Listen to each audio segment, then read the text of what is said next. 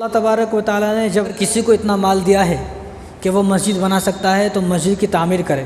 اب کسی کے پاس اتنا مال نہیں ہے، غریب ہے، کوئی آدمی غریب ہے تو کیا کرے؟ تو یہ حضور نے صلی اللہ علیہ وسلم ارشاد فرمایا کہ جس آدمی کے پاس استطاعت ہو مسجد تعمیر کرنے کی، وہ مسجد کو تعمیر کرے۔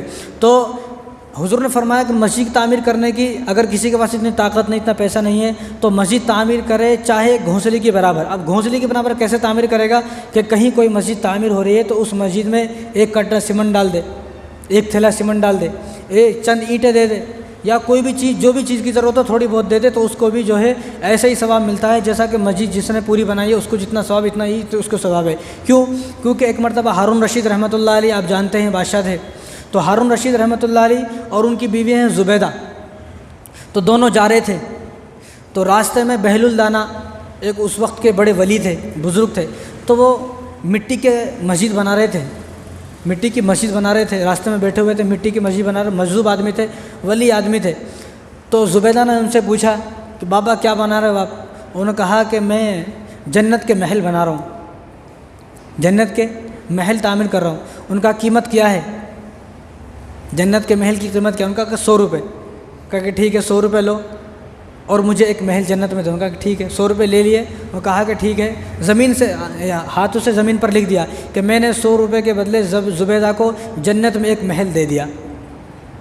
اب یہ چل رہی تو پیچھے شوہر آ گئے، ہارون رشید نے کہا کیا ہوا؟ کہ ایسا ایسا معاملہ ہے۔ کہا یہ بیوقوف ہے، ایسا کیسا ہوتا، ایسا کیسا ہوتا؟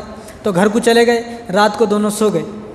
رات کو جب سوئے تو ہارون رشید کو خواب آیا، خواب آیا تو جنت میں ہے، جنت میں ایک بڑا عالیشان محل ہے، جنت میں ایک بڑا عالیشان محل ہے، اور اس محل پر ان کی بیوی کا نام لکھا ہوا ہے۔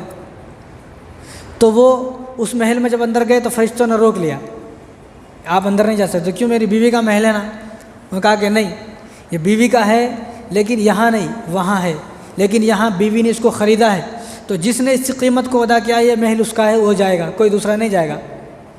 کہا کس طرح؟ تو انہوں نے فرشتوں نے معاملہ بتایا کہ انہوں نے کل ہی اس محل کو خریدا ہے۔ جب انہوں نے اس محل کو خریدا ہے تو اللہ تبارک و تعالیٰ نے جو ہے وہ محل کے بدلے میں جنت میں ایک محل بنا دیا۔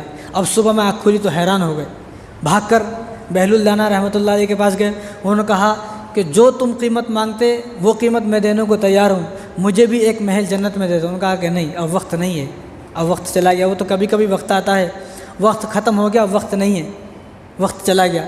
تو ہمارے پاس بھی عبادت کا وقت ہے، کہیں ایسا نہ ہو ہمارے ہاتھوں سے وقت چلا جائے، پھر وقت نہیں آئے گا۔ تو اب یہ معاملہ ہو گیا۔ یہ معاملہ ہونے کے بعد انہوں نے، ہارون رشید رحمۃ اللہ علیہ نے ارادہ کیا کہ مجھے ایک مسجد تعمیر کرنی ہے، کیونکہ میری بیوی نے تو خرید لیا ہے، میں کیا کروں؟ تو میں کیا کروں گا کہ میں اپنی ایک مسجد تعمیر کراؤں گا۔ تو اعلان کیا پورے شہر میں کہ اس مسجد میں کوئی آدمی پیسہ نہیں لگائے گا، صرف میری جیب سے پیسہ لگے گا، میری حلال کمائی کا، حکومت کا پیسہ نہیں لگے گا، ہار کے بادشاہ تھے وہ، کہ میری بادشاہت کا پیسہ نہیں لگے گا، بلکہ میں نے جو حلال سے کمایا ہے، جو میری تنخواہ ہے، اس تنخواہ میں سے میں مسجد بناؤں گا۔ تو بہرحال مسجد بنا دی، مسجد بن گئی۔ جب مسجد کی تعمیر ہو گئی، رات کو خواب آیا، رات کو جب خواب آیا تو جنت میں ہے، جنت میں ایک محل بنا ہوا ہے، وہ محل بازو میں ان کی بیوی کا ہے، بازو میں ان کا ہے، ایک بازو میں ایک اور آدمی کا ہے، وہاں نام لکھا ہوا ہے۔ تو انہوں نے دیکھا میرا محل ہے، ٹھیک ہے بھائی، اچھی بات ہے، میں نے مسجد بنائی، کیونکہ حضور نے فرمایا کہ من بنا للہ مسجدا بنى اللہ لہ بیتا فی الجنہ، جو دنیا میں گھر بنائے گا، یعنی جو دنیا میں مسجد کو تعمیر کرے گا، اللہ کا گھر بنائے گا، اللہ اس کے لیے جنت میں ایک محل بنائیں گے۔ اب انہوں نے جنت میں دیکھا کہ محل بنا ہوا ہے، ٹھیک ہے بھائی، یہ کس کا ہے؟ یہ میری بیوی کا ہے۔ یہ کس کا ہے؟ میرا ہے۔ یہ کس کا ہے؟ کہ وہ آپ کا پڑوسی ہے نا، یہ اس کا ہے، اس کا۔ انہوں نے کب مسجد بنایا؟ وہ تو میرا پڑوسی، میں جانتا ہوں اس کو، تو غریب آدمی ہے، وہ تو غریب مزدور آدمی ہے۔ کیونکہ نہیں، انہوں نے مسجد بنائی ہے، مسجد کو تعمیر کیا۔ انہیں حیران ہو گئے، یہ کیا معاملہ ہے؟ مسجد اس نے کر بنائی، تو غریب آدمی ہے، کب بنا دیا مسجد؟ صبح اٹھے، اس کو بلایا کہ تو غریب آدمی ہے، تو نے کہا مسجد بنائی ہے، تو بتا ذرا۔